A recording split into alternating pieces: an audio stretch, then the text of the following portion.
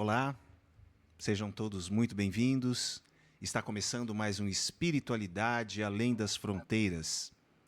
No episódio de hoje, conversaremos, refletiremos sobre a ufologia. A ufologia é uma área do conhecimento que investiga, que reflete e pesquisa sobre a presença de objetos voadores não identificados, conhecidos como OVNIs, e também sobre o contato e a presença de extraterrestres. Citando duas personalidades do nosso tempo, uma delas o físico inglês Stephen Hawking, quando perguntado a respeito da possibilidade de contato de nós terráqueos com seres extraterrestres, Stephen disse o seguinte, que na verdade seria um verdadeiro desastre se isso acontecesse. Na argumentação de Stephen Hawking, a história da humanidade tem mostrado que todas as vezes que uma civilização avançada encontra uma civilização primitiva, o que acontece? Essa civilização avançada normalmente oprime, retira as riquezas e muitas vezes até escraviza o local. E isso em se tratando de seres da própria espécie. Então Stephen é bem categórico, é melhor deixar os extraterrestres no canto deles, não vamos... Inclusive há um projeto antigo de emitir sinais para o espaço, para que se alguma inteligência ouvir e captar, começar uma comunicação. E Stephen Hawking comenta, não façam isso, deixem os extraterrestres quietinhos. Essa é uma visão desse físico britânico.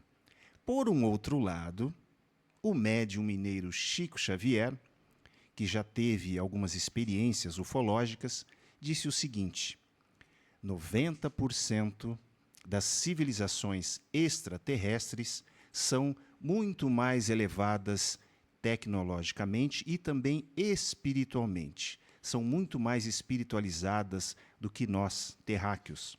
E há em torno de 10% de civilizações que, avançadas tecnologicamente, mas apresentam o mesmo grau de elevação espiritual que nós, terráqueos. Mas a grande maioria desses seres, segundo Chico Xavier, são seres elevados. Inclusive, completa Chico Xavier, a importância da manutenção do equilíbrio do planeta e do equilíbrio cósmico é uma ação, uma atuação desses seres extraterrestres que ajudam no auxílio, inclusive do planeta Terra, monitorando as ações aqui que nós, terráqueos, praticamos. Inclusive, há uma preocupação muito grande, segundo Chico Xavier, em relação às armas atômicas. Se houver uma guerra atômica em nosso planeta, isso pode causar um desequilíbrio cósmico. Então, segundo Chico, esses seres extraterrestres mais elevados tecnologicamente, espiritualmente, monitoram o nosso planeta para que isso não aconteça. Agora, eu quero saber de você, Michele Vale. Será que tudo isso realmente acontece? Será que o fenômeno OVNI ele existe? Será que o contato com seres extraterrestres também existe? O que você tem para me dizer? Eu tenho para dizer que ele deu uma palestra aqui, né, gente? Sejam todos muito bem-vindos. Valeu, Renato Leandro. Eu tenho absoluta certeza que existe. Para você que está chegando agora no canal, seja muito bem-vindo, se inscreva, ativa o sininho das notificações, faça seu comentário, deixando aqui o nosso agradecimento aos patrocinadores, Gráfica Viena, Jardim das Terapias, Gráfica e Digitop e Editora. Sem esses patrocinadores, esse programa não seria possível. Exatamente. E o que tem de especial no episódio de hoje? Vou lhe dizer. O quê? O episódio de hoje me conecta à minha infância, à minha tenra idade. Verdade. O ano era 82, Michele Vale deitada no colo de sua mãe, na sala de sua casa, assistindo ET, o extraterrestre. Pois é. Sensacional, não? Pois é, quem nunca? Quem nunca? E, gente, eu não vou perguntar aqui para um ufólogo se ele acredita em ET, porque é o mesmo que perguntar para um padre, para um pastor, se Deus existe. Exatamente. Eles afirmam que sim e mais. Deus é brasileiro. Exato. Então, hoje nós vamos muito além. Nós vamos falar de UFOs e extraterrestres, uma jornada em busca da verdade. Este livro aqui vai ser a pauta de hoje com ele, Mauro Baeri. Seja muito bem-vindo. Michele, obrigado. Pedro, obrigado. É uma honra estar aí com vocês. Parabéns pelo trabalho do canal. E vamos conversar um pouco, né, sobre esse universo gigantesco e toda a vida que há nele, né? Essa é a tônica da pesquisa ufológica, né? A vida não só no planeta Terra, como a vida no universo. Maravilha, Mauro. Ó, o Pedro aqui, nosso técnico aqui, tá mandando um tchauzinho para você. Falou, ó, o Mauro lembrou de mim aqui.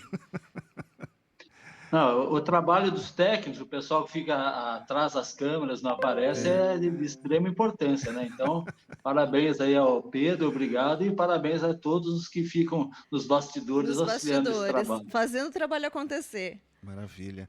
Ô, Mauro, não tem como a gente não abrir o episódio de hoje falando a respeito do seu livro, né? UFOs e Extraterrestres, uma jornada em busca da verdade. Qual foi o objetivo? Qual é a ideia que você teve? De onde surgiu a ideia de produzir essa obra?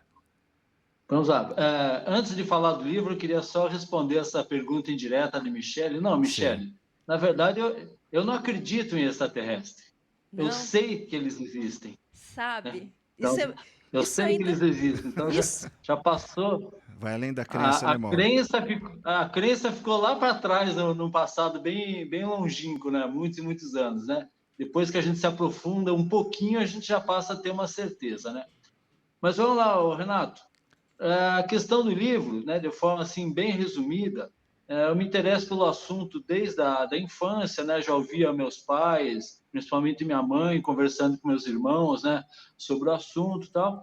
E eu comecei a estudar mais a fundo a partir de 2011, né? Comecei a comprar vários livros, participar de eventos ufológicos aqui na região, né? Eu moro em Jacareí, né, ao lado de São José dos Campos, ia bastante para São Paulo. E em 2014 eu consegui criar um grupo de estudos, que é o Grupo de Estudos Ufológicos 19 de Maio. Né? Isso a partir de 2014. E com o desenvolvimento do trabalho do grupo, várias pessoas que participavam de reuniões ou iam assistir às nossas palestras começaram a trazer relatos, né? Por exemplo, quando a Michele começou a falar da questão de ter assistido, né, o magnífico filme ET, o Extraterrestre, eu achei que ele ia contar algum relato. Isso acontecia muito. E conforme foi passando o tempo, mais pessoas vindo trazer relatos para a gente, querendo não só contar o que viram, mas até receber algum conhecimento, alguma explicação, aí surgiu a ideia do livro, né? Eu sempre tive a ideia de escrever alguma coisa, mas não sabia qual seria o tema. Aí, quando a ufologia entrou na minha vida, aí a ideia foi tomando forma. E aí surgiu essa oportunidade de fazer essa coletânea de relatos. Então, o livro é isso, é uma coletânea de pessoas que eu entrevistei, né? E tem de tudo aquilo que eu já via nos livros e nos sites de ufologia, né? Falando de abduções, falando de contatos dos vários graus, tal. E tem um pouco de tudo no livro. São 57 relatos que dá uma boa amostragem, né, do que acontece na ufologia. Muito bem, Mauro, muito bem. Em relação a essa data que você comentou, né, 19 de maio, que é um grupo que você criou, ela é uma data significativa e eu gostaria que você explicasse o que aconteceu exatamente em 19 de maio de 1986. Exatamente. Esse episódio ficou conhecido como a Noite Oficial dos UFOs. Justamente começou aqui na nossa região, né? São José dos Campos, Vale do Paraíba.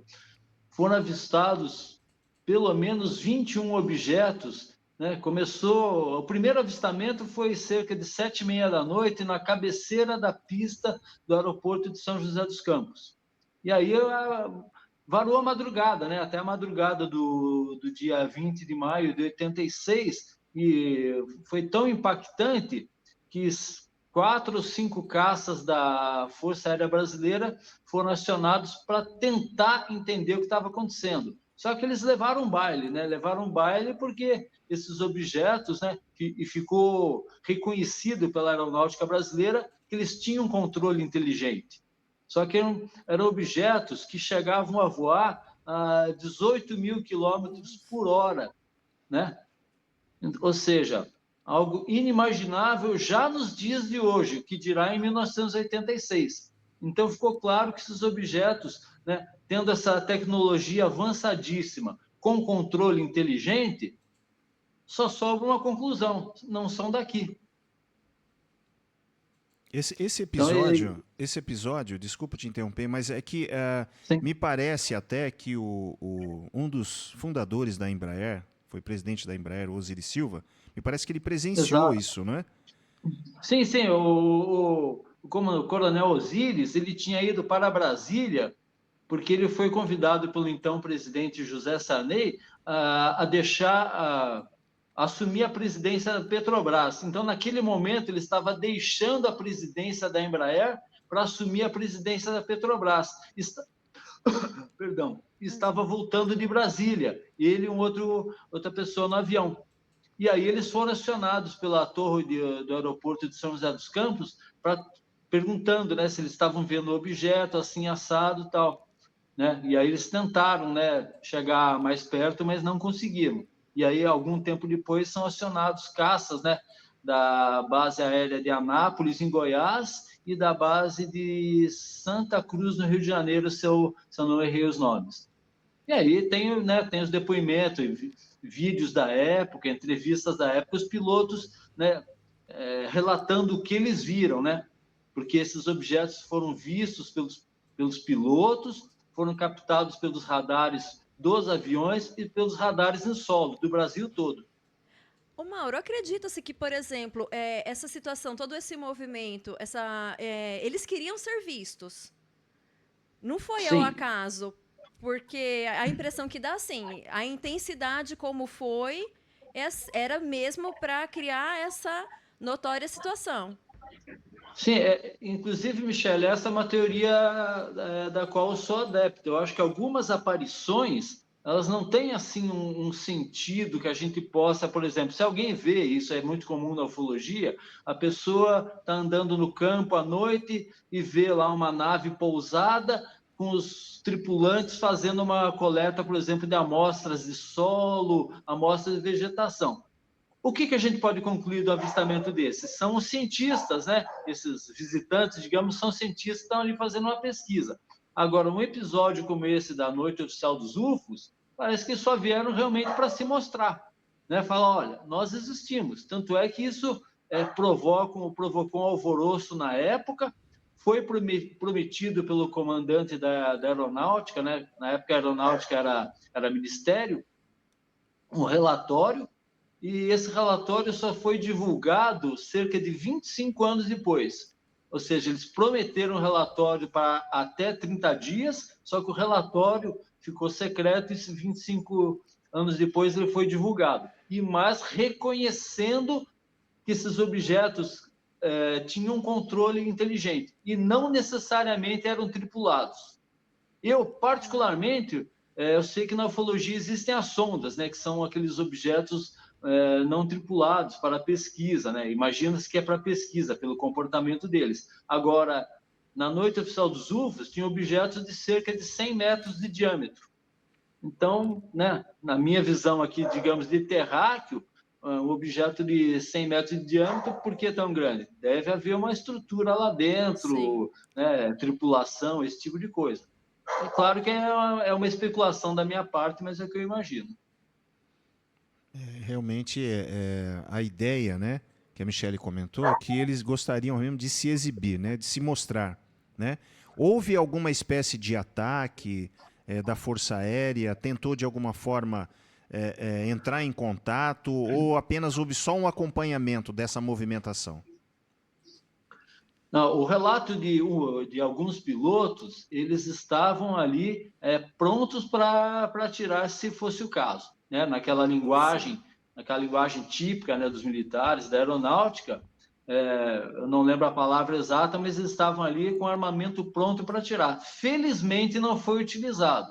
Por que eu falo felizmente, Renato? Primeiro, porque não havia um motivo, nós não estávamos sob ataque. Simplesmente era um fenômeno inédito, né? Na região e talvez até no mundo pela quantidade de objetos, esse tipo de coisa, mas eles não demonstraram qualquer hostilidade. Por outro lado, se um piloto faz um ataque, pode ocorrer um revide. Isso já aconteceu. A literatura ufológica mostra alguns casos, inclusive até com morte de piloto. Então, depois disso, conversando com colegas da ufologia, alguns com mais experiência que eu, foi dito o seguinte: a aeronáutica brasileira orienta seus pilotos a não atacarem. Se for o caso, necessidade de se defender, aí sim. Mas, assim, atacar apenas por ser um objeto desconhecido não é para ser feito. Impressionante isso, hein? Impressionante. Eu só vou dar um alô no Pedro aqui, porque está um pouquinho frio aqui, Pedro, se é para esquentar um pouquinho. Ô Mauro, em relação a esse contato que você comentou, que o relatório ele demorou aí décadas para ficar pronto, né? A que você atribui isso? Por que no período um mês seguinte ou algumas semanas depois não foi entregue um relatório oficial? A ideia, o que você entende por isso? Na verdade, o que eu acho que aconteceu, Renato, foi o seguinte: o relatório deve ter ficado pronto dentro desses 30 dias. O problema é a divulgação dele. O que deve ter acontecido as autoridades, né, não só da aeronáutica, como do governo em si, conversaram entre eles, falaram: não vamos divulgar, né, esse relatório. Por quê? Eu tenho uma palestra que eu já apresentei em algumas cidades, que é justamente sobre o acobertamento na ufologia, que na verdade é uma coisa que é sistemática, começou lá em 1947, podemos dizer, né? E aí de vários governos, capitaneados principalmente, né, na época pela América do Norte, é simplesmente negar o fenômeno. Isso aí, de lá para cá, né, estamos em 2024, mudou muito, muito mesmo. Mas, né, em 86, ainda isso estava muito forte. Então, num primeiro momento, aquilo que foi divulgado, né, não teve como se negar os fatos, mas não se deu mais detalhes. Então, na verdade, há um reconhecimento oficial, mesmo décadas depois. Exatamente. Né? Se alguém falar, como muita gente falava e ainda fala, o fenômeno UFO não existe, não. O fenômeno UFO não só ele é real, ele é milenar e ele já é reconhecido por diversos governos no mundo todo. O que ainda não se reconhece é a origem dele. Né? Para nós pesquisadores, ficou claro que a origem é extraterrestre. Né? Agora, por exemplo, o próprio governo norte-americano e outros, eles já reconhecem a existência do fenômeno, ou seja, que existem objetos que voam, né, nos céus do planeta todo que não se sabe qual a origem. Né? Que, quando fala não se sabe qual a origem, que você já descartou todas as possibilidades conhecidas, que não é fenômeno atmosférico, não é meteoro, não é cometa, não é balão. Por né? eliminação, e aí você... Sim. Você elimina tudo e fala, bom, então são objetos de origem desconhecida. E, Mauro, Mas eles estão já... Pode pois falar. não, pode concluir. Não, Pode concluir. eu ia falar que isso assim, eu acredito que mais um tempinho, mais alguns anos, eles vão começar a falar o seguinte, algo do tipo, não se pode descartar que a origem seja extraterrestre. Né? Ou seja, vai avançando bem aos poucos. Por questões de segurança, que esses países todos entendem que isso aí existe um risco à segurança nacional, e também, digamos, pela falta de preparo da população em geral, né? Por convicções religiosas, por falta de conhecimento no assunto, por medo, o medo ainda é muito grande com relação a esse assunto, né? Então, eles estão fazendo isso aí, digamos, bem aos poucos. Ô Mauro, quando você fala colhe os depoimentos ali, existe um ponto pacífico, algo em comum em todas as histórias, ou elas são muito individuais na abordagem, na forma como acontece, horários? Mas, Michele, existem pontos em comum, né? E existem diferenças, né? como eu fiz uma coletânea assim, eu não fui atrás de um tipo de caso específico. Sim. Né? O meu critério era, primeiramente, sentir um mínimo de boa vontade na pessoa de contar a história e ter um mínimo de credibilidade. Né? Então, eu posso dizer que de 57 relatos que eu tenho, eu tinha uma coletânea, digamos, de mais de 60 pessoas. Né? Sim. E as que eu deixei de fora não foi porque eu não confiei no relato da pessoa, que a pessoa não estava em condições mínimas assim de passar de uma forma coerente. Ou a pessoa ainda estava muito assustada, ou a memória estava prejudicada, aconteceram algumas coisas, né? Só que aí você tem o que? Tudo quanto é tipo de experiência, desde o simples avistamento de um objeto que a pessoa já tinha certeza que não era algo comum, como contatos bem mais próximos, inclusive com avistamento, né, desses visitantes, né? Tem um aspecto da ufologia que me interessa muito, que são os casos de cura por extraterrestre. Sim. Aí, esses dias eu fui fazer, digamos, uma releitura do meu próprio livro.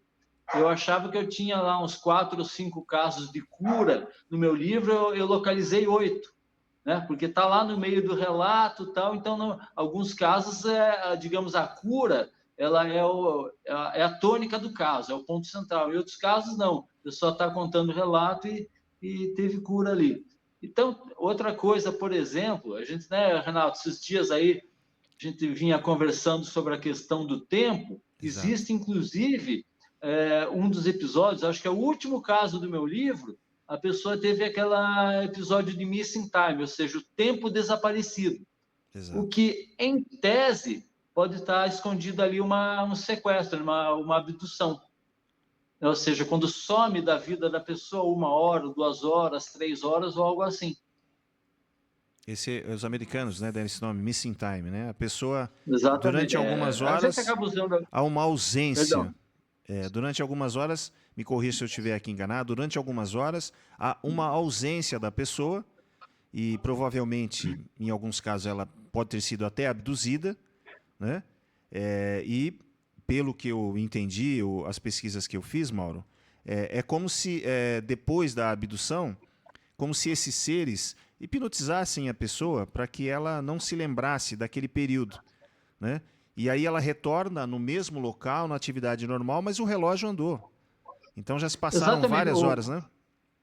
Um exemplo clássico, assim, a pessoa está viajando por uma estrada, à noite ela vê uma luz. A luz está acompanhando o carro, tal, a luz se aproxima um pouco e daqui a pouco vai embora. Exemplo. Aí na memória da pessoa só aconteceu isso. E ela segue viagem. Aí quando ela chega no destino dela, por exemplo, né, na casa de um parente, aí ela, na viagem normal, né, ela demoraria 3 horas e chegaria, por exemplo, meia-noite na casa da pessoa. A hora que ela vai ver, ela chegou 2h30 da manhã. Esses relatos eu Aí já a ouvi. pessoa, né, o dono da casa, ô fulano, o que aconteceu? Você atrasou para sair? Você teve um problema? Ele fala, não aconteceu nada. Eu saí, vim, mas não aconteceu nada de estranho. Ah, eu só lembro que em determinado trecho da estrada tinha uma luz me seguindo, ou acompanhando o carro. É meio MIB, Aí, homens de preto? Apaga. Apaga o dispositivo. é por aí. Agora, o que a gente não sabe, Michele, porque esses visitantes, eles são extremamente adiantados, mas em 2 aspectos, não só no tecnológico, como no psíquico. Sim. Então, essa, digamos, hipnose que faz a pessoa perder a memória, não se sabe se é através de alguma tecnologia ou através do psiquismo deles. Que a gente sabe que eles têm um psiquismo muito adiantado, sabemos, porque eles conversam por transmissão de pensamento, né? Eles fazem a pessoa, às vezes, tem relato da pessoa que foi lá abduzida, está passando por algum exame e, de repente, lá alguma parte do exame causa dor na pessoa. E tem relato, por exemplo, de um desses seres encostar o dedo na testa da pessoa e imediatamente a dor passar. Um poder, né? E no, Exatamente. E no caso dessa questão da cura, são os mesmos ETs?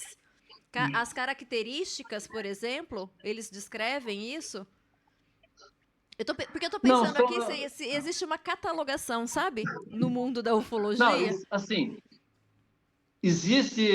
tem um livro que eu recomendo muito para todos, é do meu colega de Brasília, o Thiago Listiketti, que ele faz o Guia da Tipologia Extraterrestre. É muito interessante, uma pesquisa que ele fez dos diferentes tipos. Então, é impressionante. Tem de coisas que a gente já viu no cinema parecido e coisas que nunca ninguém divulgou, né? Agora, no tocante à cura, tem vários. Pode ser extraterrestre de aparência humana, tão parecido com o ser humano que se colocar um paletó, uma gravata, andar na rua, ninguém sabe que não é daqui. Os famosos greys, né, os cinzentos, Sim. é um dos que mais estão envolvidos na questão de cura, até porque já está caracterizado que eles são cientistas, né? Até aquele do tipo lá que as pessoas falam que são meio perigosos, reptilianos, também tem caso de cura feita por reptilianos. Sim. O que a gente não sabe, Michele, é qual o critério. Qual o critério, por exemplo, né, com tantas pessoas no planeta todo, com doenças tão graves, e alguns são escolhidos para serem curados. Sim. Né? Até na Isso aí questão. é um... Até na questão de você ver um extraterrestre, né? Porque eu penso assim, na questão da espiritualidade, existem os médiums, que são aí dotados dessa capacidade de repente, ver espíritos, interagir com eles. Aí eu fico pensando se na questão dos ETs, é uma categoria diferente também, se você precisa ter alguma habilidade diferente, ou se não, né? Ou se eles se mostram mesmo para quem eles querem. Ou se essa capacidade é da pessoa. Eu acho que, em parte sim, porque a gente tenta entender o fenômeno, que a gente sabe que ele é real, ele é multifacetado, mas a gente tem, digamos, muito mais perguntas até o momento do que respostas, não é? Sim, Então, o que acontece? Uma das teorias, por exemplo, que as pessoas contatadas, elas são contatadas porque elas já tinham esses contatos, digamos, estão retomando contatos iniciados em encarnações anteriores, né? interessante. Então, que eles já vinham mantendo contato com a pessoa em encarnações anteriores, e não só com a pessoa, né? Com a família dela. Porque também já foi verificado que, às vezes, a pessoa que é contatada, ela já teve o pai contatado, o pai ou mãe, avós, e possivelmente vai ter os filhos contatados. Em alguns casos, isso aí, por exemplo, tem um episódio no meu livro, onde a pessoa, não sei nem se ela acreditava na reencarnação, mas na conversa com o extraterrestre, foi passado para a pessoa o seguinte: olha, nessa encarnação você é uma pessoa boa, só que em encarnação anterior você era um soldado e você se divertia quebrando os dentes dos inimigos. Por causa disso, você nasceu com esses problemas graves que você tem nos seus dentes. Isso foi dito para um extraterrestre, para a pessoa. Não tem a mínima ideia se ele acredita na crença dele, né, da existência e reencarnação. Agora, tem outro caso também no meu livro, onde a moça, né, eu entrevistei numa outra cidade aqui próximo, em Taubaté, ela foi visitada por um grey na casa dela quando ela tinha 5 anos de idade. E, obviamente, foi uma coisa assustadora. O extraterrestre entrou no quarto dela, tocou o dedo na nuca, né, uma coisa que doeu bastante na hora, e ela nunca entendeu isso. Muitos anos depois, através de hipnose regressiva, o que ela descobriu? Que em outra encarnação, ela tirou a própria vida. E por conta desse ato extremo, ela nasceria com esquizofrenia, desenvolveria uma esquizofrenia a partir da adolescência, né? Por conta do que ela fez na encarnação anterior. E a intervenção do extraterrestre minimizou isso. Então, o que ela contou para mim? Que ela foi uma adolescente muito problemática, mas de forma alguma se tornou esquizofrênica. Também eu volto a dizer, não tenho ideia se essa família dela acreditavam em reencarnação, mas isso foi passado para ela na hipnose regressiva. Sim, faz muito sentido. Por isso que tem tanto espiritualista falando dos UFOs hoje em dia. Exatamente. Sim. É. Exatamente. O Michele, Pedro, perdão, Renato. Pedro também, né? Tá Pedro está no bastidor. O que acontece é o seguinte: existem uma linha de pesquisadores que acham que não dá para misturar os assuntos. Né? São pesquisadores ótimos, experientes, seríssimos. Só que eles têm essa visão. Quando eu comecei a pesquisar há alguns anos, eu também comecei nessa linha. Só que o que eu percebi algum tempo depois é o seguinte: não é a gente que mistura, os assuntos já vêm juntos. Sim. Né? Imagina, eu vou para entrevistar uma pessoa, né? Nós temos um amigo em comum, falou: olha, vou te apresentar fulano, e ele tem um relato que recebeu uma visita de um extraterrestre na casa dele, assim, assim, assado, tal. Ok, eu não vou lá pensando em falar em reencarnação. Né? Eu vou lá para coletar o relato para o meu livro. E aí ele é que traz esse informe. Né?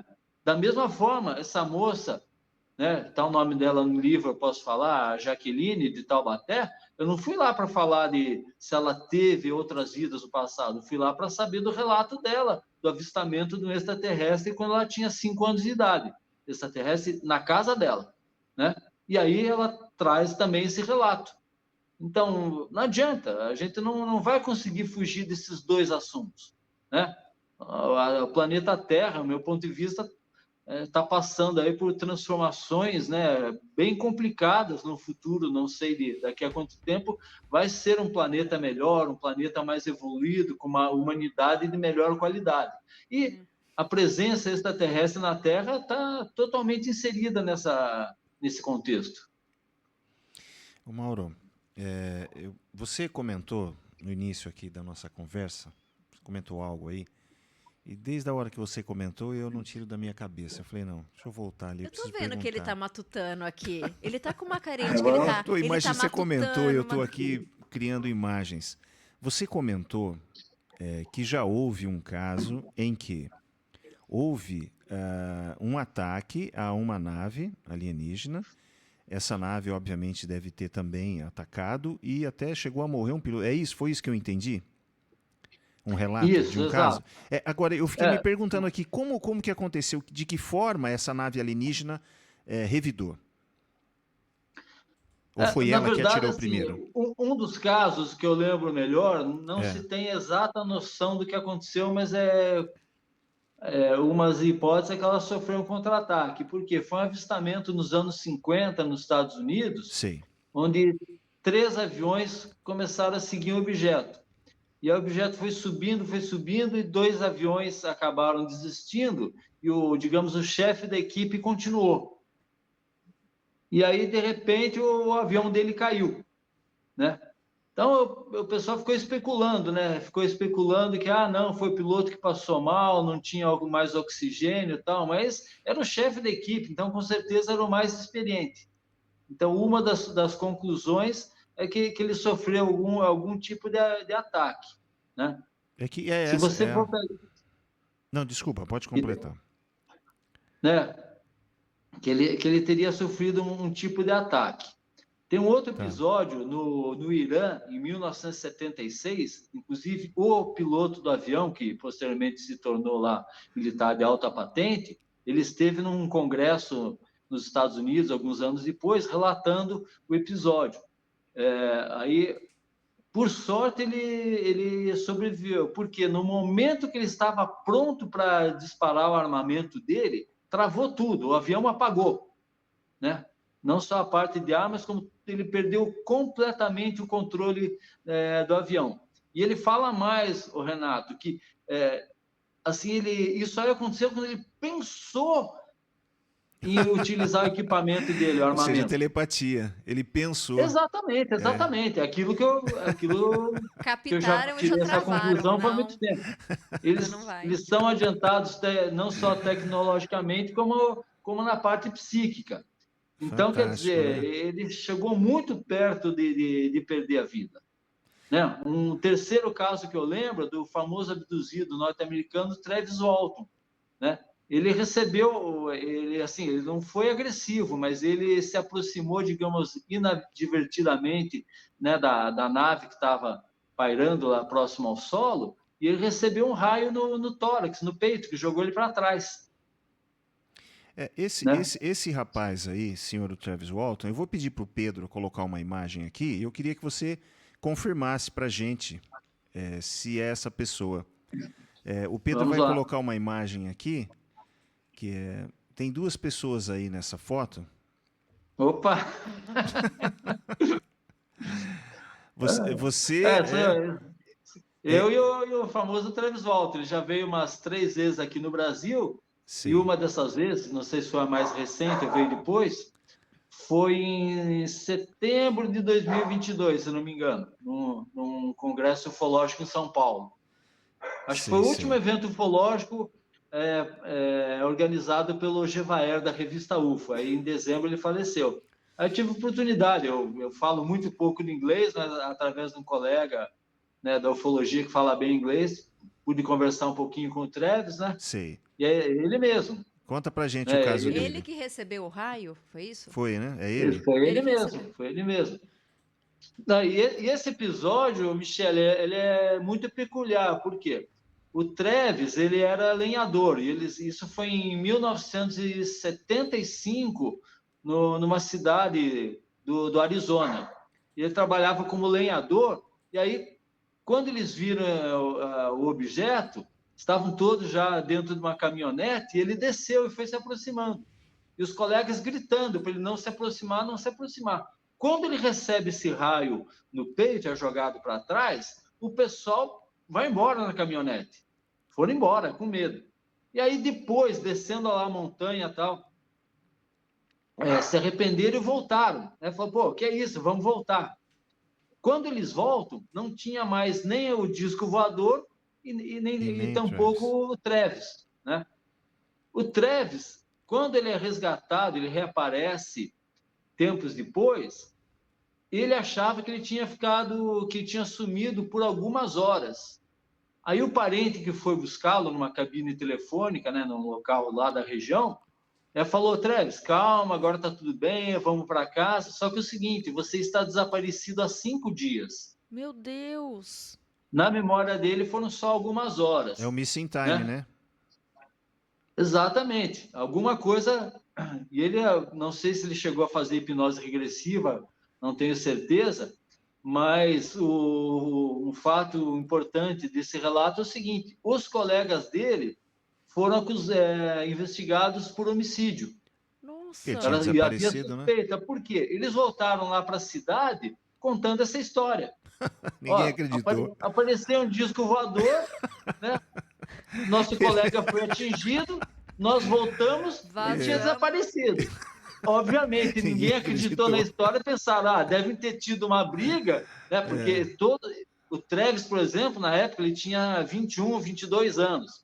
Então tá lá, né? Pessoal muito novo, pessoal que trabalha lá com ferramenta na floresta. Matou, escondeu o corpo. Exatamente, foram acusados. Exato, né? foi o que pensaram, né? Pensaram isso. Aí depois, felizmente, o Travis reaparece, né? E essa história, Renata, ela é fascinante porque o Travis escreveu um livro chamado Fogo no Céu, que conta a história dele, bem detalhado. E em 1994, se eu não me engano, foi feito o filme Fogo no Céu. Só o que acontece o filme é fiel à história, porque eu li o livro com bastante atenção, por sinal, que é muito interessante. O filme é fiel à história real somente até o momento onde o Travis entra na nave, desaparece, né? Sim. Depois vira um verdadeiro filme de terror. Eu assisti. Realmente é um filme de terror. Praticamente... né? A gente, na ufologia, sabe, às vezes tem pessoas que passam por situações bem complicadas, mas não foi o caso do Travis, né? Ele voltou sem qualquer problema. Na verdade, ele estava muito desidratado quando ele foi encontrado. Sim. Estava desidratado, né? Mas, assim, ele não sofreu nada. Né?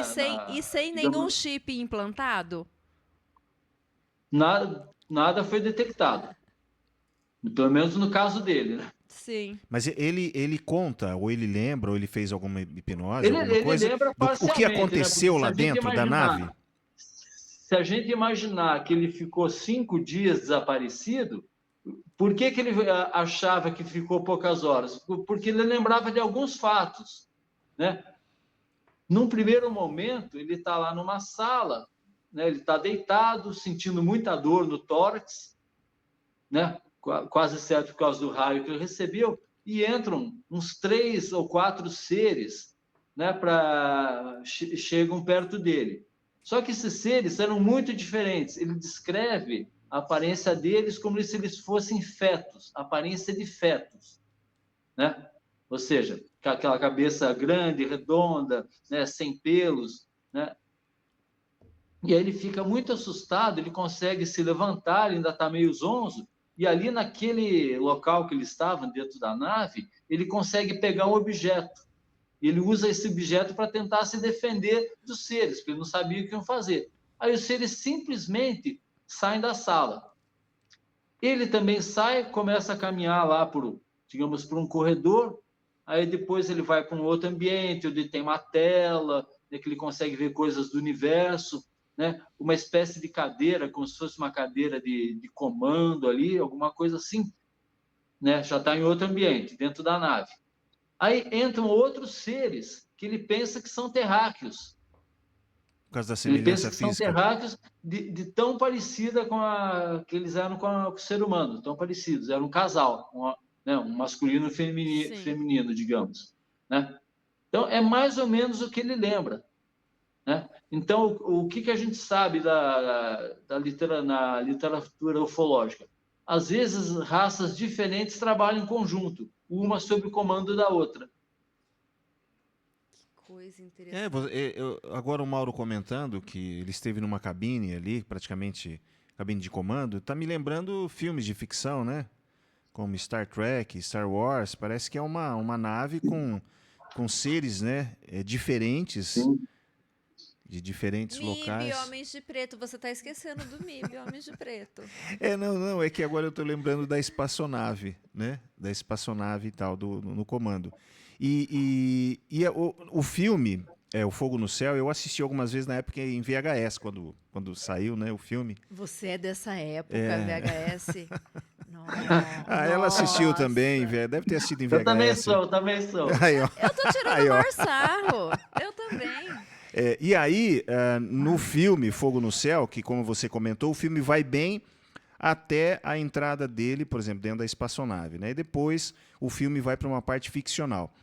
E nessa parte ficcional, eu vou até pedir para o Pedro colocar uma foto aqui, porque existe um ET que está no filme, né, do Fogo no Céu, e essa imagem do ET é muito curiosa, né, Mauro? Porque nós temos ali o atual administrador da NASA, que as feições dele são muito similares ao ET de 1993 do filme, né, O Fogo no Céu, né?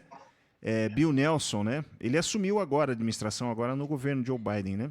Gente, parece Exato. muito. Então, como você comentou que existe a possibilidade, né, de seres extraterrestres, não estou falando que é o caso aí do administrador da NASA, mas existem situações em que alguns seres extraterrestres são com uma formação muito similar à nossa, né? Você comentou, né?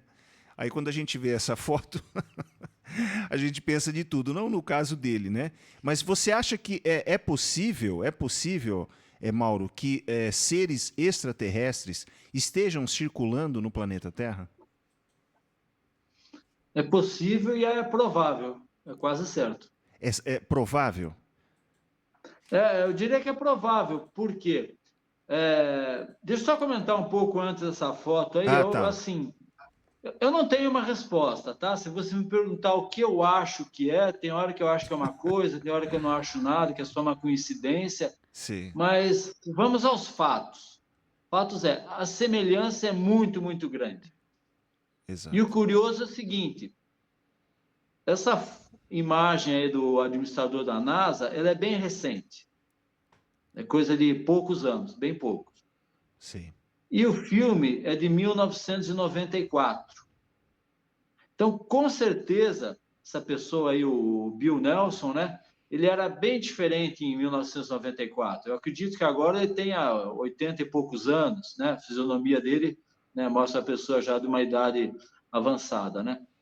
Então, como é que pode, né, essa semelhança em épocas tão distintas, né? 1994, seja 2021 a foto.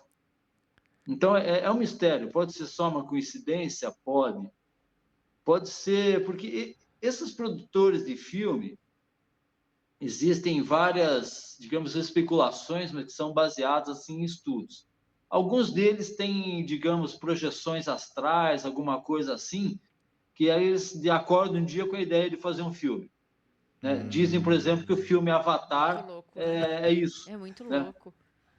Né? A O projeção diretor, o produtor, astral. teve, né? O cara acorda um dia, ele tem um sonho, alguma coisa, o cara, pô, preciso fazer um filme e contar essa história que eu sonhei. Outros filmes são feitos por encomenda, por exemplo, do governo. Olha, faça um filme assim, assado e tal. Eu quero citar uma pessoa do meu círculo de amizades, né? Daqui da minha região, o jornalista Júlio Ottoboni. Ottoboni, se você estiver assistindo aí, grande abraço. O Júlio Ottoboni falou uma vez uma coisa extremamente interessante.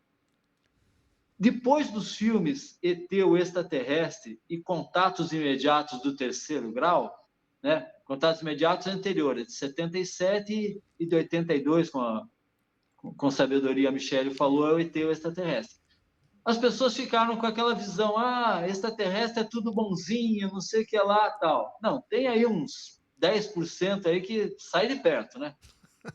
E aí, né, na visão do meu amigo Júlio Ottoboni, ele fala o seguinte, aí o pessoal saía, depois de ver esses filmes, extraterrestre é tudo bonzinho. Aí o cara vê uma nave pousar, já quer chegar perto para dar um abraço.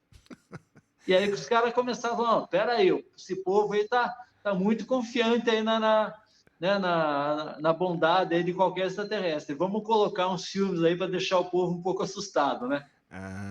Tá.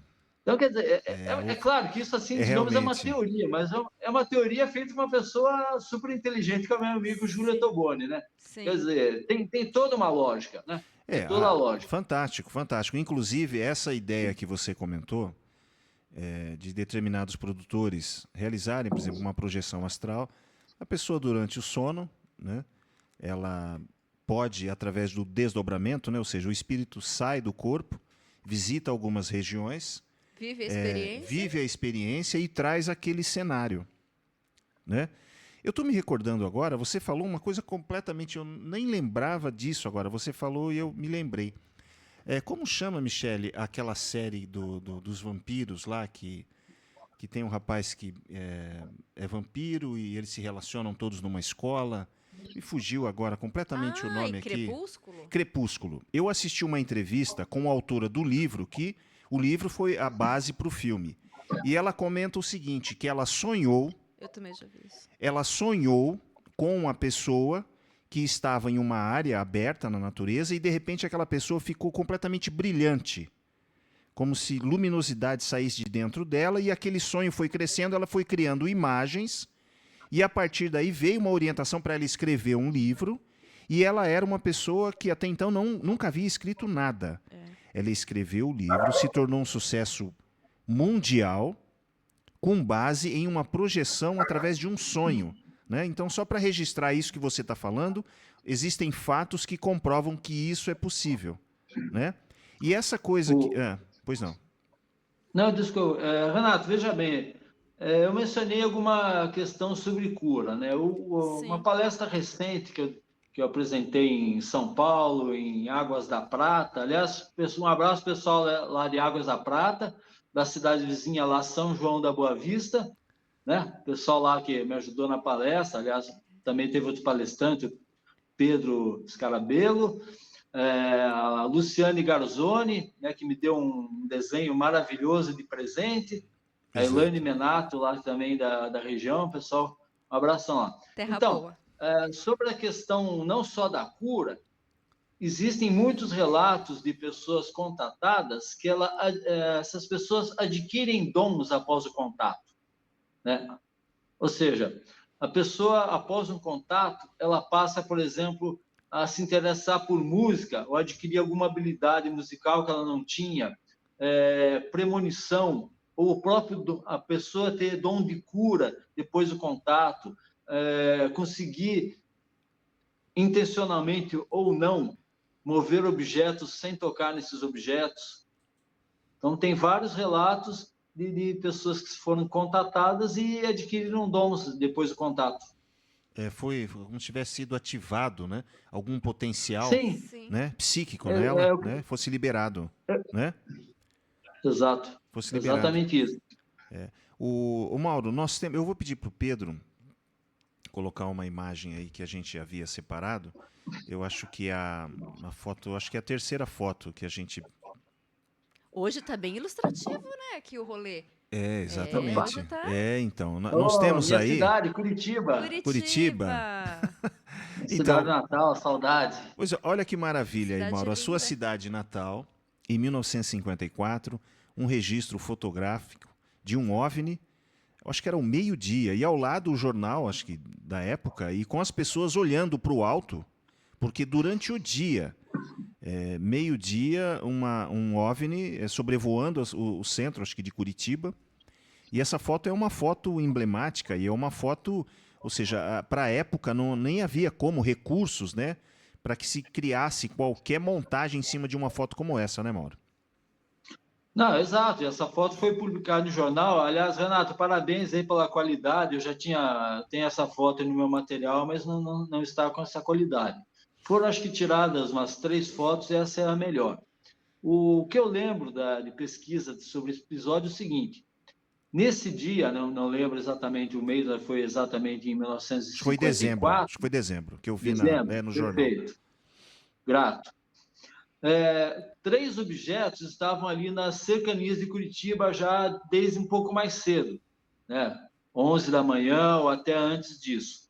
E desses objetos, um deles chegou mais perto do centro da cidade. Aí o que aconteceu? Foi aquele alvoroço, o comércio fechou as portas, tem uma das imagens, as pessoas na rua olhando para cima, né? E um fotógrafo conseguiu, né, bateu algumas fotos e essa aí foi a melhor delas. Então, obviamente, isso aí, para ter sido publicado no jornal, para estar vindo, né, para a gente nos dias atuais, é porque já foi descartado qualquer tipo de fraude ou engano. Ou seja, a cidade realmente recebeu a visita aí de objeto não identificado. Isso é que ficou praticamente comprovado. Eu estava comentando com a Michele, né? Porque a gente estava fazendo a leitura do livro, e tem algumas passagens de fenômenos que ocorrem durante o avistamento, que pessoas estão observando um objeto voador não identificado, e de repente o objeto, como se fosse uma lâmpada que se apagasse, ele desaparece, e de repente ele aparece em outro ponto. E eu tenho a ideia, do pouco que eu pesquisei, que há uma ideia de que talvez esses aparelhos, ou quem está controlando, tenha a capacidade da chamada invisibilidade. Porque parece que se torna visível e, de repente, não aparece mais, se torna invisível. Há estudos sobre isso, sobre esse processo? É possível isso, Mauro? É plenamente possível, até porque eu acredito que as nossas forças armadas, quando eu falo nossas, né, aqui do planeta Terra, né, os países mais desenvolvidos, já estão trabalhando aí com alguma coisa, né, fardamento invisível, esse tipo de coisa.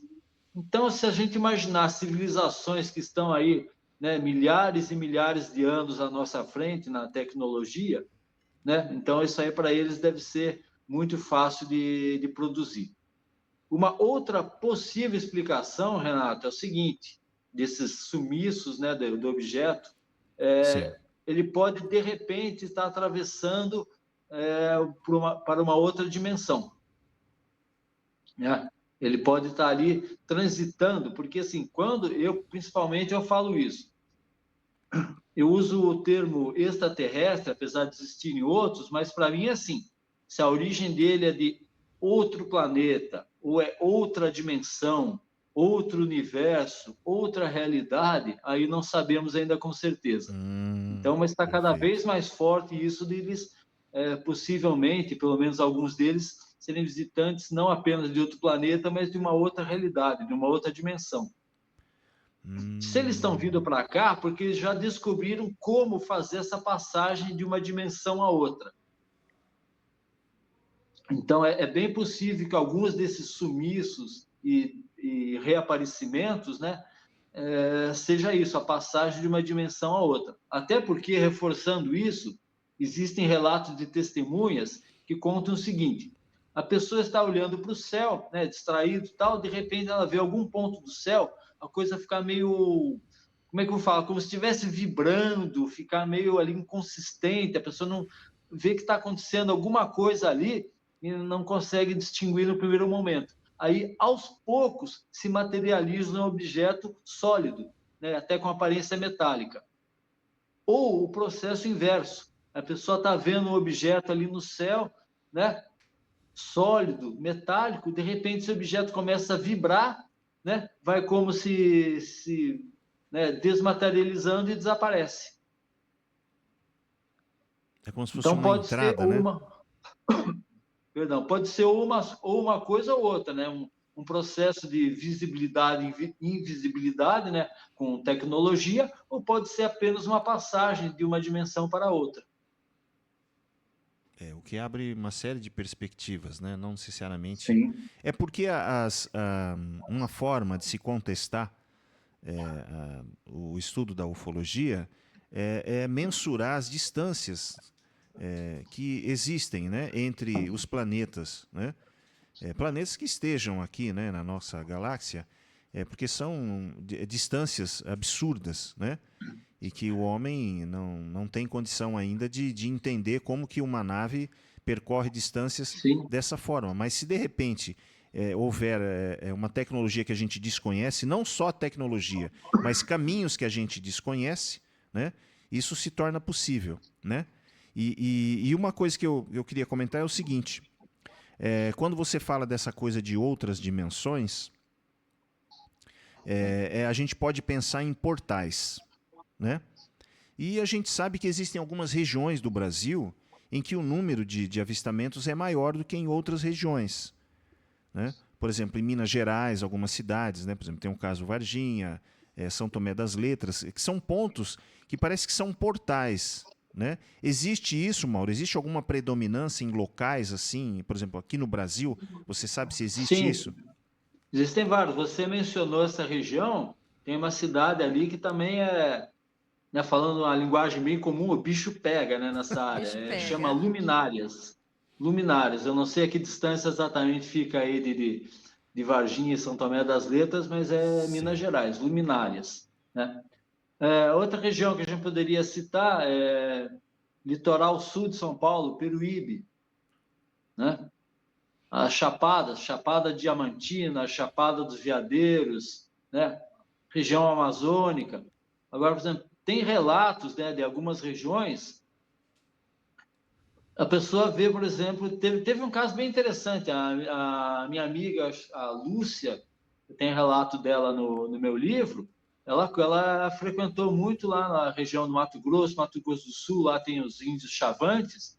Então, o pessoal da região comentava. Uma vez viram um objeto, né, como se fosse uma bola de fogo, caindo numa montanha.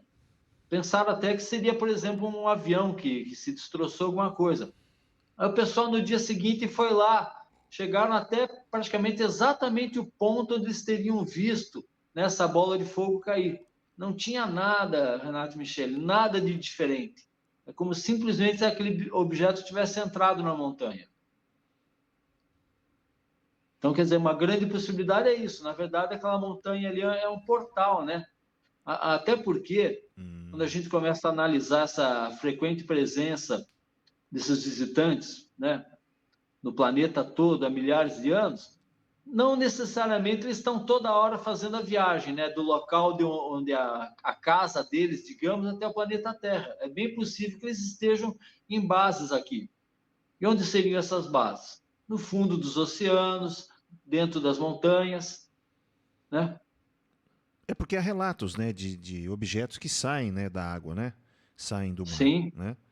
Então é possível que existam bases e Aquáticas. aquáticas, né, que eles sim, entram e bases saem. submarinas, né? Agora, a minha dúvida, sinceramente, né? Eu não posso ter vergonha de ter muita dúvida. A minha dúvida é se essa base ela está fisicamente no fundo do oceano ou se apenas lá no fundo existe um portal onde ele né, tá lá localizado. Porque um portal vai saber como é que funciona, Sim. se ele existe na natureza, se ele é criado artificialmente. Ele não vai poder ficar ali um portal para outra dimensão na Avenida Paulista, em São Paulo, né? Não dá para imaginar isso. Então, ele tem que ficar num lugar seguro, lugar meio escondido, né? Então, de repente, o portal está no fundo do oceano, justamente até para evitar que, né, que pessoas que eles não querem, né, o ser humano ainda descubra isso, então fica escondido, ou na base de uma montanha, ou no alto de uma montanha, de repente ali.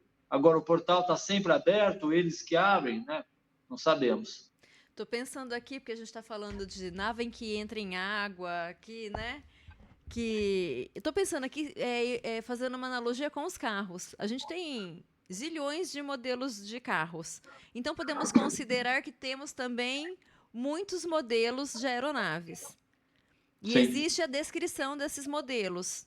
As pessoas que passam aí pelo avistamento, elas descrevem.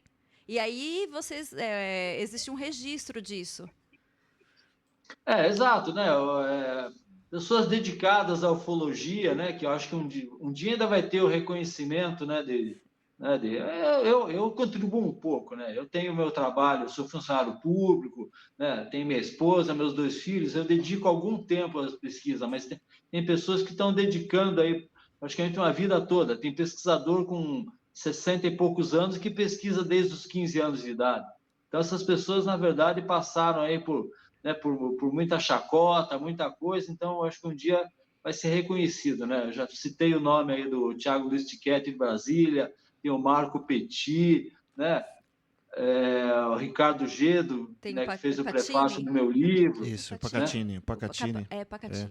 Pacatini lá, que quase que perde a vida lá, Sim. pesquisando o caso Varginha. Então, eu acho que não vou conseguir citar todos, né? O Jackson Camargo, que é lá da minha terra natal, Curitiba, né? Pelo menos mora por lá, né?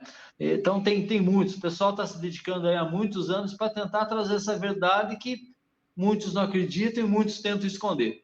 E aí realmente fizeram esse trabalho aí de tentar desenhar esses objetos aí, porque foram vistos aí por várias pessoas, alguns deles têm mais de uma testemunha, para se ter uma ideia, né, do tudo que já foi visto ao longo dos anos. Eu vou até pedir para o Pedro, mais uma vez, para ele colocar para a gente a imagem de alguns modelos, né, alguns tipos de aeronaves que já foram avistadas. Eu acho interessante, por quê? Porque muita gente, às vezes, que de repente pode ter um avistamento e falar assim, olha, mas eu estou achando que é um OVNI, mas não existem OVNIs com esse formato. Então, quando há uma amostragem dessa, né, isso aí, esse material foi preparado pelo Mauro, o Mauro enviou para a gente está exibindo agora, né, Mauro? Então, eu estou vendo, tem até naves triangulares, né, formatos de peão. Essa ordem aí é uma ordem, assim, os aparecimentos, os avistamentos, o número maior é do começo, circular em formato de prato ou não? Ou, na verdade, os avistamentos são eu vou ficar devendo essa resposta, porque eu gostaria até de dar o crédito a quem fez esse trabalho, mas no momento eu não vou saber, né? Eu fiz uma coletânea de algumas imagens que eu achava interessante mostrar, eu vou ficar devendo, eu não vou saber dizer. Porque o que eu sei é isso, são avistamentos, né, ao redor do mundo, em várias épocas, e tem alguns que são mais raros, outros são mais comuns. Por exemplo, né, naves em forma de disco voador é muito comum, triangulares também, e tem algumas que são mais raros, né? Então não vou saber dizer no momento qual a ordem que a pessoa que elaborou esse trabalho colocou. Mas o interessante é isso, para as pessoas saberem o que já foi visto mundo afora. Então, realmente, se a pessoa vir alguma coisa, tem um relato, se eu não me engano, está no meu livro, um casal em São José dos Campos viu em forma de cubo, né? Simplesmente um objeto voando em forma de cubo. É importante, ou seja, né? Nas nossas leis, né, da aerodinâmica, isso não... Poxa ninguém vai vida, projetar o cara vai fazer um avião em forma de cubo, né? Já pensou num projeto, né? O cara apresenta isso na aeronáutica, o cara fala, poxa vida, isso é uma coisa... Agora, o Formato de interessante é cubo. isso. O que a gente sabe? A gente sabe que esses objetos, possivelmente, são revestidos de algum tipo de campo de força. Então, eles transitam aí sem preocupação com o formato do objeto, né? Sim. Exatamente, exatamente. Eu estou avistando agora uma outra imagem aqui, que eu acho que o Pedro colocou para gente aí. É o arcturiano? Porque é uma imagem que foi feita por uma colega sua, não é, Mauro? Isso, a minha É, amiga lá de São João da Boa Vista, a Luciane Garzoni, né? Eu já vinha conversando com ela já há cerca de 1 ano e meio, mais ou menos, né? Aí ela comprou meu livro, aí começamos a conversar, né? Online, questões de ufologia, e na brincadeira surgiu a ideia de fazer um evento em São João da Boa Vista, que depois, com a participação de outras pessoas para ajudar, acabou indo para a cidade vizinha, que é Águas da Prata. E a Luciana é uma artista inspirada, ela faz muitos desenhos, né? Que eu imagino também que ela tenha, digamos, aí uma antena ligada aí com outra realidade, né? E ela recebe aí essas coisas. Ela me fez esse desenho muito, muito bonito, né? Que é de um esse, arcturiano. esse desenho, o desenho de um arcturiano, tem um detalhe ali que eu reparei, que ele tem 3 dedos apenas, né? Exato, exato, porque ela já teve alguns sonhos, né? Então ela falou que já teve sonho e ela ficou em dúvida da quantidade de dedos. Aí eu fui conversar com uma pessoa que também tem contato, já teve contato com o arcturiano, né? E pegar certinho a descrição, ela falou: olha, o que eu já vi, porque assim, eles são seres imateriais, digamos, ou melhor dizendo, a matéria da qual eles são feitos é uma matéria mais sutil. Então, Sim. digamos, não é Perfeito. sempre que eles são visíveis para os contatados. Às vezes eles aparecem, às vezes não. E aí, numa das vezes que a pessoa conseguiu visualizá-la, reparou que são três dedos. Aí eu passei essa informação para a Luciane. Falei, Lu, né, porque até o momento, eu nunca vi. O único contato que eu tive visual, digamos, foi através do sonho, né, que está descrito no meu livro, né, que tinha aparência até que bem humana, com algumas diferenças. Aí eu passei o que a pessoa me contou, eu falei, Lu, que me relataram que são 3 dedos, né? E ela tinha essa dúvida e fez com 3 dedos. Eu ia perguntar isso pra ele agora, ele já antecipou a resposta. Se ele mesmo já tinha visto algum ET, porque tem muita gente aí que é São Tomé, tem que ver pra crer, né? Então você nunca teve esse contato com nenhum extraterrestre. Não, não Acordado. tive. Objeto que eu considero desconhecido, que eu, né, posso classificar como UFO, já vi 2 ou 3 vezes, né? Porque a partir do momento que a gente começa a pesquisar, a gente olha muito mais para cima do que a maioria das pessoas olha, né? Então a gente acaba vendo, né? Isso aí não é um dom, não é nada, simplesmente é uma questão de probabilidade. Quanto mais você andar à noite, lugares que não tenha luz artificial, Ergo. né? Fazer alguma vigília, estar prestando atenção, tanto de dia, mas principalmente de noite, você acaba vendo alguma coisa. Agora, o que eu posso considerar, digamos, contato, teriam dois, pelo menos, né? Um é em formato de sonho, que eu relato no livro, né? Que só quando a gente experimenta, a gente, né, uma coisa, uma vivência dessa, que a gente sabe o quanto é diferente de um sonho comum, né? E um outro foi algo mais, digamos, mais palpável, foi quando eu fui no Templo Escola Vida e Luz, que é uma casa espiritualista, mas ligada à Umbanda, digamos, em Pindamonhangaba. E lá tem uma médium que, num trabalho de cura, ela costuma canalizar uma extraterrestre chamada Luna, né? E na segunda vez que eu fui visitar esse lugar maravilhoso, que é o Templo Escola Vida e Luz, eu tive a honra de poder, por 40 minutos, conversar com a extraterrestre, né, através Da da médium. médium, né, da Gisele. Que Então, é uma sensacional. experiência fantástica, fantástica. Fantástico, é um ser de outra dimensão, né? É. De uma Sim, outra de outra realidade. dimensão. Inclusive, né, na minha curiosidade pesquisadora, eu quis entender como que ela chega. Foram várias perguntas, né? Eu anotei o que eu consegui anotar. Como é que eles vêm, né, do planeta deles, que é um planeta mais sutil, a matéria mais sutil do planeta, o corpo dela é mais sutil, como é que eles vêm aqui para a Terra? Explicação, viagem através do tempo e espaço, né? E eu falei, como que ela se projeta, né, digamos, para canalizar com a médium Gisele? Ela fala, o corpo físico dela, embora seja mais sutil, ela tem o corpo. Sim. Fica dentro de uma câmara especial na espaçonave. E ela se desdobra, ou seja, é o desdobramento astral, né? Ou projeção, né? E é assim, ou seja, o corpo fica na nave, dentro dessa câmara especial, ela se desdobra para poder, através da médium, se canalizar e conseguir conversar. Fantástico, Meu né? Deus. Fantástico. Agora, nós, terráqueos, somos extremamente limitados, mas essa capacidade aí desse desdobramento nós possuímos, né? Sim. Ou Perfeito. seja, é claro que a gente, muitas vezes, as pessoas que fazem e tal, são poucos, né? Raramente acontece isso, né? Mas acontece, né? Desse desdobramento, E né? o interessante é ela ficar numa câmera, né? Ela fica num lugar Fica num lugar muito seguro, o corpo provavelmente ali seguro, né? é Exatamente, no lugar seguro para interessante. poder se deslocar. Agora sim, a gente estava falando aqui, a gente até mostrou, né, o desenho aí de um arcturiano, né? E você já comentou também sobre os reptilianos, Eles têm né? 3 dedos. 3 dedos. E assim, eu já ouvi falar que existem os nórdicos, uma série de seres, né, que vêm de civilizações diferentes. Existe, Mauro, uma forma da gente, por exemplo, tentar, pelo menos uma ideia para as pessoas, ou existem características de comportamento dessas civilizações que são representadas por esses seres? Por exemplo, os reptilianos normalmente têm uma estrutura física X, e eles normalmente se comportam dessa forma.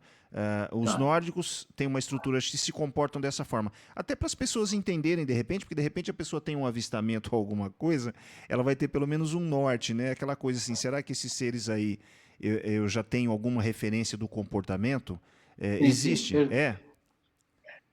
Tá, a questão é extremamente pertinente, ô, Renato, muito bem colocado essa pergunta.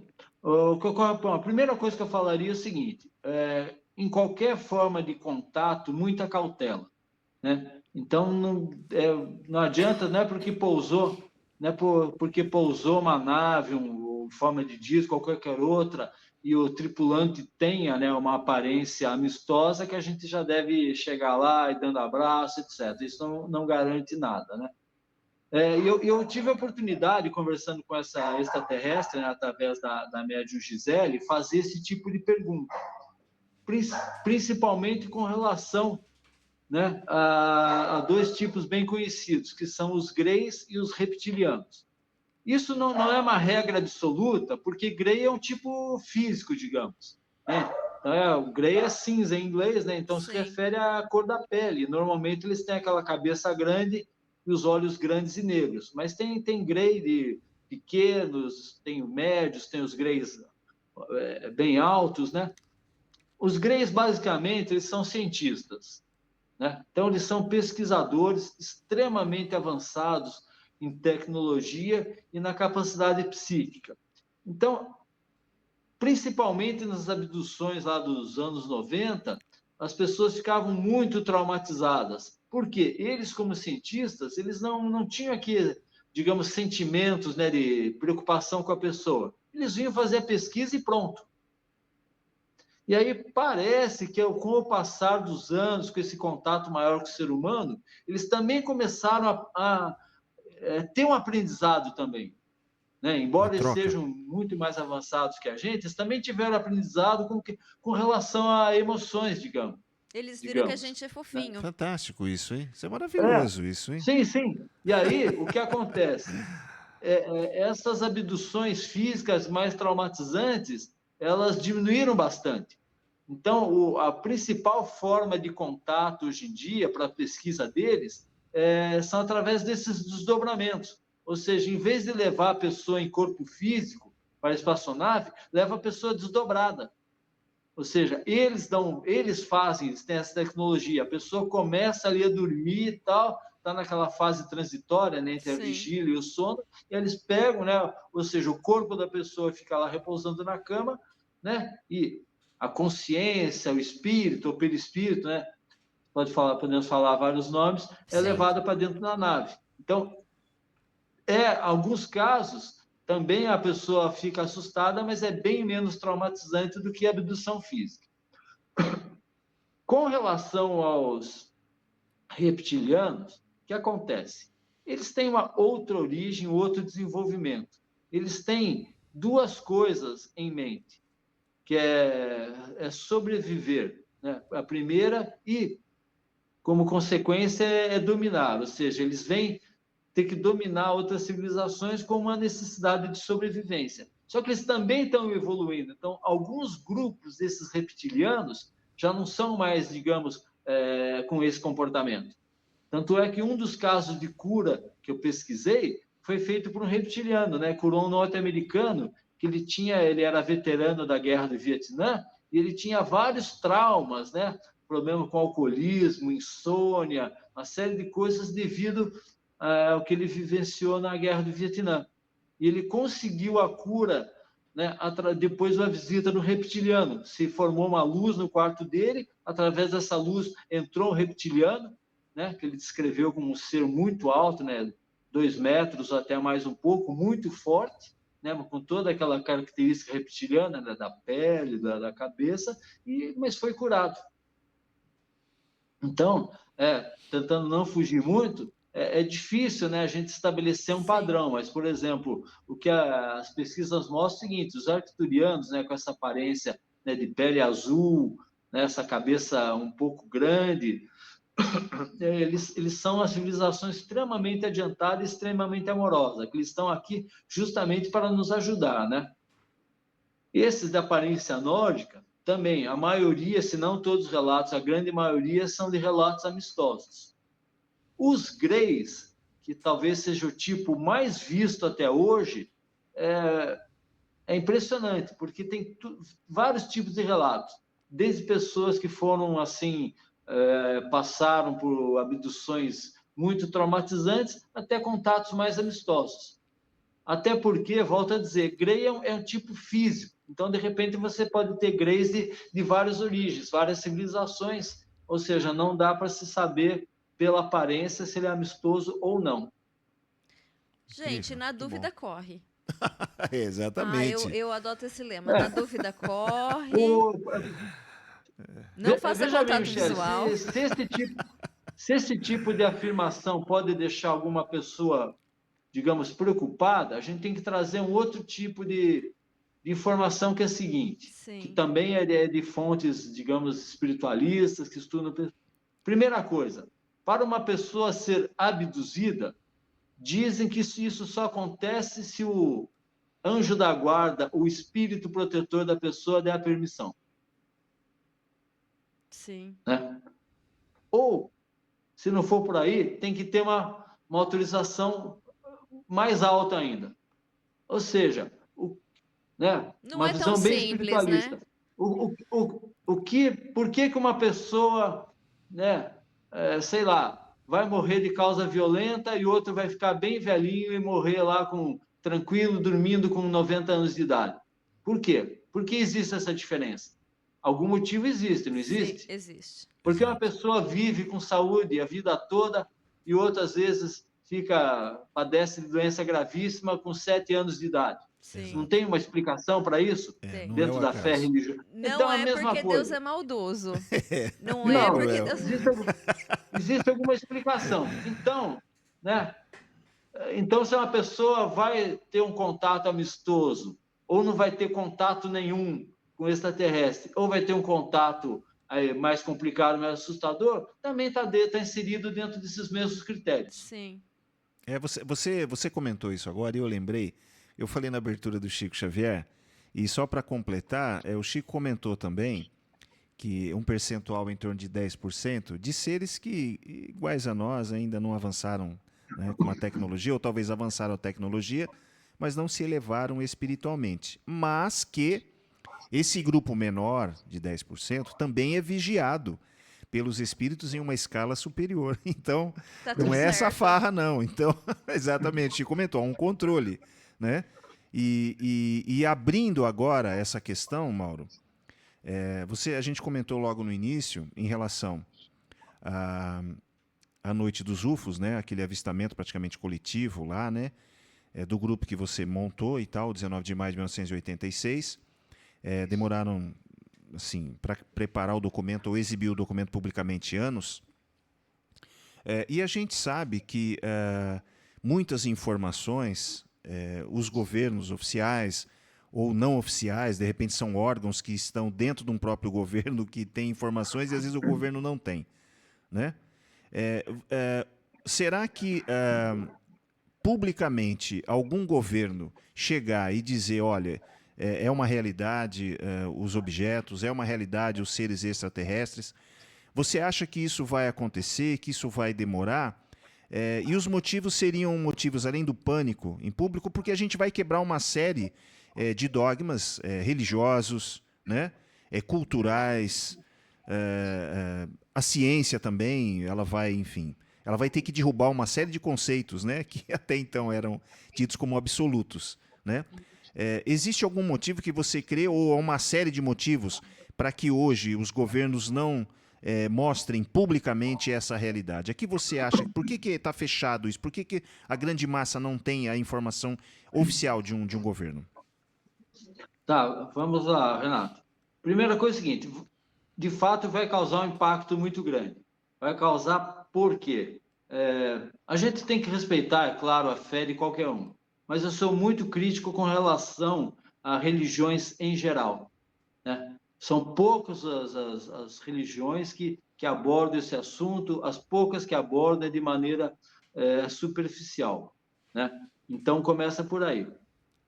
Então, para você dar uma notícia impactante dessa, você tem que considerar que a humanidade esteja minimamente preparada. Só que a humanidade aí está perto de 8 bilhões de pessoas, né? Pelo menos encarnadas, digamos, né? Para quem acredita na questão né? Fora outros tantos bilhões aí né? Na parte astral do planeta. Então, a maioria das pessoas está preocupada com o quê? A pessoa quer cuidar da família, quer ter né? Quer seu trabalho, seus momentos de lazer, né? Poder fazer um patrimônio, né? Criar os filhos, depois aposentar. Então, a maioria das pessoas tem essa vivência, né? Esse é um ponto. Um outro ponto que é pouco, digamos, explorado é o seguinte: quando começou a questão do acobertamento, né, nos anos 40, por que nos anos 40? Porque foi a partir dali que começou aparições mais sistemáticas, digamos, desses visitantes, e eles viram que eles tinham aí que segurar essa informação. O que essas grandes potências, principalmente nessa época, queriam? A supremacia militar sobre os possíveis inimigos. Então, eles queriam, porque queriam fazer a captura de um desses objetos, de uma dessas naves, e tentar entender a tecnologia que tinha por trás disso. Para poder fazer isso de forma secreta, eles tinham que negar o fenômeno. Eles não podiam falar, olha, disco voador existe, nave extraterrestre existe, porque se caísse alguma, né, eles iam ter que negar, como fizeram em aquele famoso caso, né, em 1947, no Novo México, o caso Roswell. É exatamente isso. Até porque, num primeiro momento, uma das autoridades militares passa a informação para o jornal local, né, que caiu um disco voador, foi capturado e tal. Já no dia seguinte, 2 dias depois no máximo, já saiu desmentido dizendo que era um balão meteorológico. Abafa o caso, né? É o famoso abafaram totalmente. Só que 30 anos depois, né, 30 anos depois, o principal testemunha foi lá e abriu o jogo. Aí veio a público ali umas quase 300 testemunhas, tal, confirmando o que aconteceu. Então é isso, quer dizer, porque eles sempre quiseram, não sei se ainda querem ou como é que está isso, mas sempre quiseram essas grandes potências visando o conhecimento militar, tecnológico militar. Então, uma das formas de eles tentarem conseguir isso era manter tudo sob sigilo. E aí valia tudo. É lógico, hoje em dia, volto a dizer, a coisa mudou. Mas nos anos 50, se alguém estava aí buscando informação e estava sendo inconveniente, a pessoa desaparecia. Ou, entre aspas, se suicidava. período sombrio, né? Exatamente, isso ocorreu. Né? Lógico, né? Em casos extremos, né? Não é para dizer não, aconteceu várias vezes, mas sabemos que ocorreu. Né? Então, as coisas avançaram muito dessa época para agora, né? Os atuais, né? 2024 que estamos, mas ainda tem muito para avançar. Eles ainda, né? Baseado principalmente na falta de conhecimento e na falta de interesse da maioria da população. Né? Você pode pegar excelentes filmes, por exemplo, que abordam esse tema, perdem em bilheteria para temas sobre super-heróis, que são pura ficção. Pura ficção, não. De repente, algum super-herói até criado baseado em um conhecimento de um ser Baseado mais em fatos evoluído e tal. reais. Né? Mas vamos lá, né? É, Se for considerar que na maior parte é ficção e comparar com ótimos filmes sobre extraterrestre, é só comparar a bilheteria. Sim. Isso mostra, por exemplo, o grau de elevação, né, do nosso planeta. Quando há a possibilidade de fazer um exame, por exemplo, caiu uma nave alienígena, como a gente sabe que os países em conflito bélico, todos eles vão querer desenvolver a tecnologia para se proteger, ao invés de criar uma tecnologia para a raça humana, né? Então, Sim. aquele país que teve ali um OVNI ali abatido, enfim, de alguma forma aconteceu, vai guardar aquilo para fazer uma espécie de uma engenharia reversa, né? Porque todos os países vão querer. E é uma loucura, porque eles vão querer aquilo para desenvolver armamento bélico. Sim. Isso aqui é loucura, É né? triste. É, é bem por aí, e podemos imaginar outros tipos de preocupação que os governos possam ter. Vamos imaginar o seguinte: cai uma nave dessa, a coisa vem a público, e aí eles não conseguem mais segurar a informação, e se descobre, por exemplo, que determinado mineral que existe aqui na Terra, combinado com, passando por algum processo, né, ou misturando com outro mineral, ele vai criar uma fonte de energia inesgotável e barata. Pronto, O que acontece com a indústria petrolífera? desaparece. Já era. E se eles descobrem que determinadas doenças que movimentam, né, na indústria farmacêutica Nossa, nem bilhões e fale. bilhões por ano, você tem a cura barata, né, e fácil para determinadas doenças. Muito triste ouvir isso, né? Mas é a É a realidade, né? realidade. Mas é a realidade, a gente tem É que muito saber triste. Nós sabemos e precisamos saber cada vez mais o mundo que a gente vive até para poder conseguir melhorar esse mundo, né? Sim, Maravilha. sim. Ô Mauro, a Michelle está com um livro ali. Eu queria comentar uma coisa. Como que a gente, Pois não. pessoal que tiver interesse em comprar o livro, como que as pessoas podem fazer? Entre em contato com você.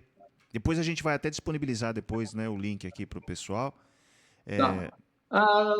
Duas formas fáceis é o seguinte, é o meu e-mail, né? Tá, Que é o meu nome, tudo junto, sem o acento, né? ótimo. maurobaeri@gmail.com, né? Maravilha. A gente vai disponibilizar também o link. maurobaeri@gmail.com ou pelo Instagram, né? @maurobaeri, também me acha fácil. Nós vamos Maravilha. deixar o link na descrição, aí o pessoal faz contato. Perfeito, Perfeito. perfeito, perfeito. Ô Mauro, a gente já está caminhando aqui pro final da nossa conversa, né? Certo. Michele, vou deixar com você agora, hein?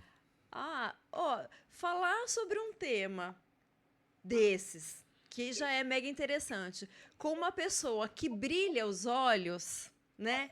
Que o olhar brilha e que fala com gosto, com emoção sobre aquilo, então já é muito especial. E nós temos assim o privilégio de dizer que os nossos convidados, eles são tão especiais que no final do programa a gente faz com que eles se comprometam em voltar, né? Para a gente ter Exato. mais bate-papo. Então, Mauro, nossa gratidão pela sua disponibilidade, pelo seu acolhimento, pela sua gentileza e principalmente por compartilhar conhecimento. E eu vejo que você faz isso com o teu coração, porque eu percebi em vários momentos os seus olhinhos brilhando. E eu acho isso uma coisa, assim, incrível. É É isso, isso Renato mesmo. Assina Leandro. embaixo. Renato Leandro, você fez uma palestra aí para começar e eu tô aqui na emoção para finalizar. Perfeito. Tá perfeito. Bom, Michele, Renato e Pedro também, eu que agradeço, porque sempre que eu tenho a oportunidade, né, de conversar, seja numa entrevista online ou num bate-papo aí numa padaria, tomando um café, a pessoa que gosta do assunto, eu aproveito realmente para poder transmitir, né, algum conhecimento que a gente adquire ao longo dos anos, né, tem que realmente gostar do assunto e levar a sério, né? E uma coisa que eu gosto de falar, e também aí falo para vocês, é o seguinte: a ufologia ela fica mais atrativa ainda quando a gente consegue fazer boas amizades, né? Então, isso que Sim. eu tenho feito ao longo desses anos, né? Eu mencionei hoje só um caso aí da Luciane Gazzoni, lá de São João da Boa Vista, que me deu esse belo desenho de presente, mas teria, né, várias pessoas aqui da região, de outros lugares aí que eu consegui fazer amizade, né? E às vezes a gente se encontra, conversa não só de ufologia, como de outros assuntos. Então é isso, né? É tornar essa pesquisa o mais, digamos, frutífera possível e mais prazerosa possível. É muito bacana, né? Por isso, talvez esse brilho nos olhos aí que você Sim, mencionou, Michele. sim. É isso, Não, Renato Leandro. foi muito bom, Gente. maravilhoso. E tem só uma, Blá, blá. não, um detalhe, porque esse espaço que a gente tem, o nosso canal, que é a Espiritualidade Além das Fronteiras, ele tem o objetivo, é claro, da gente trocar ideias a respeito dos assuntos ligados à espiritualidade e de assuntos que a princípio podem não parecer, mas estão conectados com a espiritualidade. Eu acho a ufologia um desses casos. E a gente percebe em você Essa que abertura. você entendeu essa abertura, né? Então, para nós aqui é uma alegria muito grande, viu? E a gente quer agradecer imensamente a sua presença. E como a Michelle comentou, né, já fica um convite para uma próxima oportunidade, para a gente poder Opa. ampliar, né, os nossos horizontes, né, enquanto espíritos aí, imortais, né, enfim, nessa batalha que a gente está de tentar despertar a espiritualidade nas pessoas, né, de uma forma mais efetiva. E na gente também, né? Por que não? Link na descrição do Mauro para compra do livro. Link na descrição para você que quer ser nosso parceiro, se esse tipo de conteúdo faz sentido. E também, gente, para quem tem convidado para indicar, tema para indicar, é só entrar em contato espiritualidadeaf@gmail.com. Perfeito. Tudo minúsculo. Ficamos por aqui. E só da inscrição, desculpa, só Faça a da inscrição inscrição, também. faça a sua inscrição, curta, Exato. comente, compartilhe, porque nós ainda temos condições de ler os comentários. Daqui a pouco não teremos Exatamente. mais, hein, Renato Leandro? Exatamente. A gente espera. A gente espera. E um detalhe, muitas vezes as pessoas pensam que na inscrição do canal vai ter que preencher algum formulário, colocar algum documento, e não precisa de nada. É É só só um um clique. cliquezinho na inscrição que vai fortalecer o canal para a gente continuar trazendo conteúdos ligados à espiritualidade para você que nos acompanha. É Fiquem isso, com gente. Deus. Até a próxima. Até Beijo, a gente próxima. boa. Tchau, tchau. Até. Tchau, tchau. Ah.